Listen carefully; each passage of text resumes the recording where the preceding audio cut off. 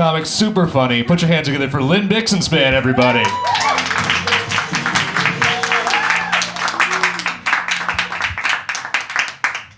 How you guys doing?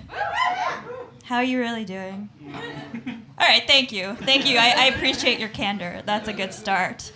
You guys ever leave the house and you're like, oh my God, I accidentally did everything wrong my entire life? That's how I felt today when I left the house.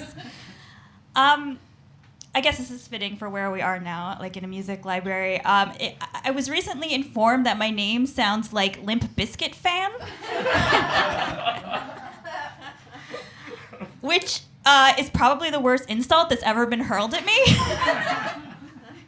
Although I feel like maybe this, like this could be like a Limp Bizkit music library, and it's just in my nightmare. It's like all just like remixes of Nookie. It's like, oh, Nookie on 8-track and microfiche. I don't know if you can put music on microfiche. I guess you can. This is actually embarrassing because I once actually went to see Limp Bizkit in concert. I mean, like voluntarily. Like nobody kidnapped me. Nobody was threatening me. They were opening up for Faith No More. And I left before Faith No More was on. I have good taste though, except for that one time, okay? That one time. A lot of comics come on stage, they talk about being single. I'm not single, I am a freelance girlfriend.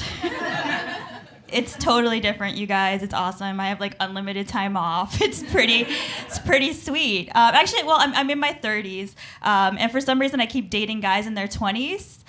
No, don't clap. It's fine. Don't validate me. Yeah, I keep dating guys in their 20s, and I think it's because when women in their 30s don't have babies, they date them instead. That's my theory. I'm not sure if I'm insulting myself or them, both, everybody. It's fine. Yeah, like people talk about like single women with cats. I don't have cats. I have rabbits because I'm quirky as fuck. Okay, it's basically like me and Zooey Deschanel and Miranda July just like hanging out all the time, holding hands, like listening to like Joanna Newsom running through fields of ukuleles. That's my life, is what I'm saying. So I live in Midtown East, which is kind of like a douchey neighborhood, right? There's like a lot of sports bars and stuff. I'm not like a huge sports fan, but I will like go out to the bar sometimes by myself and like sidle up to the bar, order a whiskey, and like look up at the screen where the game is playing and be like, oh, who's winning? The patriarchy?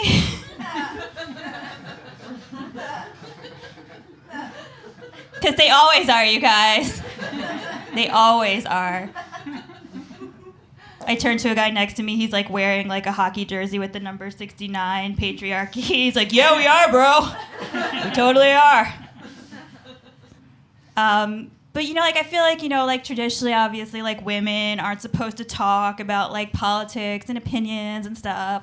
So usually I wait until I get the guy home, and then I pop up at the end of the bed, and I'm like, boom, you just fucked a feminist. And it's contagious, so you really need to be careful. I don't know if this annoys you guys. It really annoys me when men like really want to let you know how feminist they are. Like, not that they shouldn't be feminist, but it's like in their Twitter bio.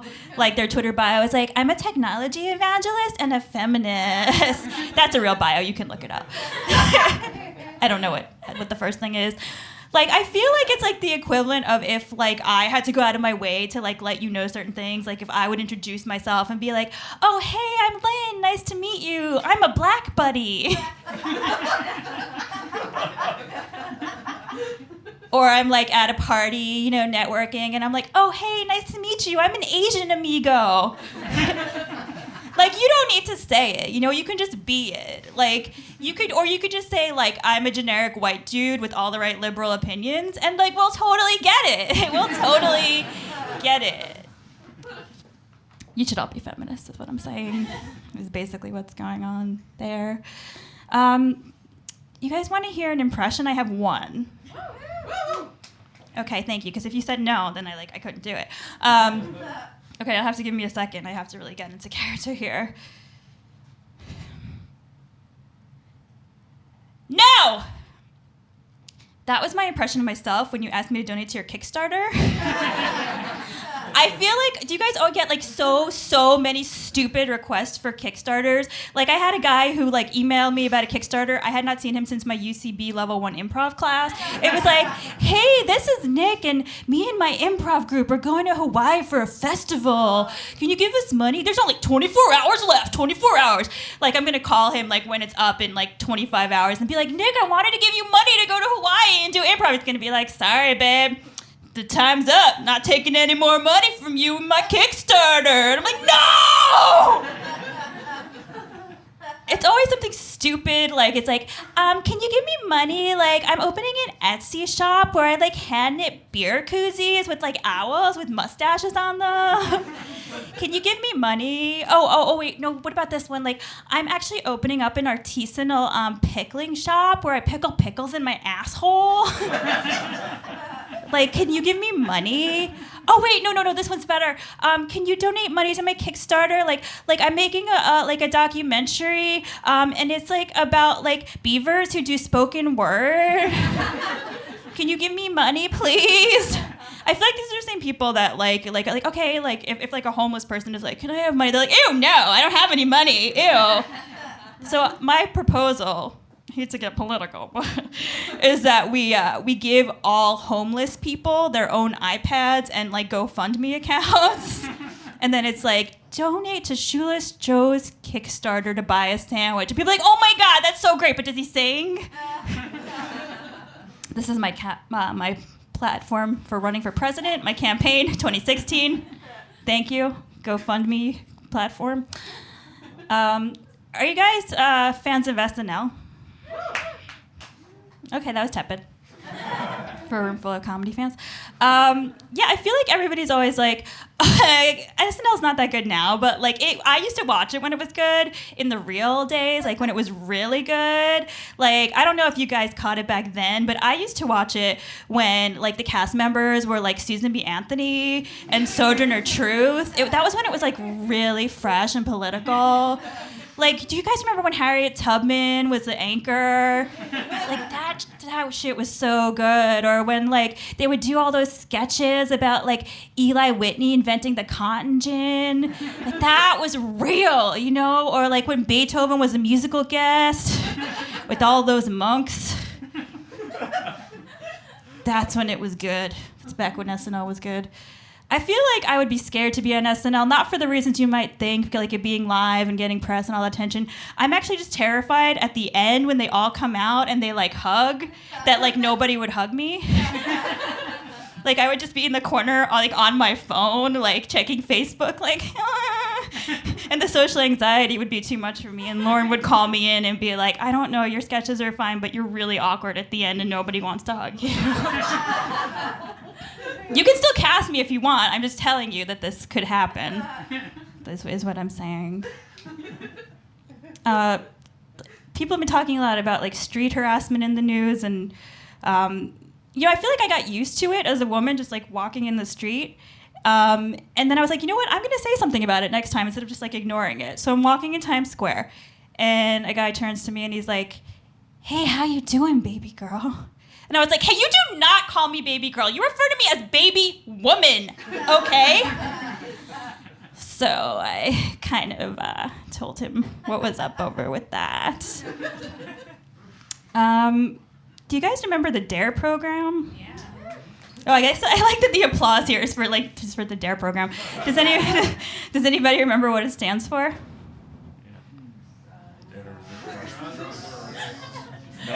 No. I don't. Okay, so it clearly didn't work that well. Okay, well, not to brag, but my best credit is that I once won a DARE essay contest in second grade. And I'm going to quote to you verbatim some of what was found. It was put up in the hallway, not a big deal. So here's what it said. I, Lynn Bixenspan, will never do any of the following: pot, weed, grass, Reefer? Or marijuana, thank you. That won an award. Like, I feel like they were just messing with me. Like, they were all in the teacher's lounge, like, like getting high and being like, this idiot is so stupid. We're gonna give her an ironic award. That wasn't nice. Are you okay? Okay, there's some water outside if you want. I won't be offended. Of course not. I wouldn't want to miss me either. Well, this is time to talk about something more awkward now that we talked about coughing. Okay, have you guys ever been mugged? Clapping, yes! You're not a victim, you're a survivor. I've been living in New York for like 12 years, moved from Long Island before I got mugged. I was kind of like, oh, when is it gonna be my turn? And finally it was. I was walking in Midtown in the middle, like 9 a.m. actually. And I'm walking and I was actually mugged by a couple, which is kind of cool, different. And I was mugged by an interracial couple, which is like pretty cool and progressive. So I was like excited about it. And the woman was the lead mugger. So I wanted to turn to her and be like, high five, feminist mugging. And she was like not having it for some reason, which is like really bad sisterhood. And she turns to me and she's like, bitch, open your purse or I'm gonna punch you in your fucking face. And my response for some reason was, no, thank you. Like that was an acceptable response to a mugging. And I like threw her off her game, you know? Because she was like, she looked at me like, you know when you like start talking slower to someone because you think they're an idiot? She's like, oh, she doesn't get how this works. Okay, let me try again. Bitch, open your purse so I can punch you in your fucking face. And again, I'm like, no, thank you, cheerio, goodbye, have a wonderful day. And I walk to the avenue. I'm like, okay, I think I'm safe now. My heart is beating really heavy, like really fast. And I feel like there's like two things that you think are gonna happen or how you're gonna react in that kind of situation, right? They tell you there's two things you can do. There's fight or flight. I feel like I proved there was a third. There's like fight, flight, or be really polite. So that's just a little tip if you get mugged. Thank you, I'm Lynn Bixenspan.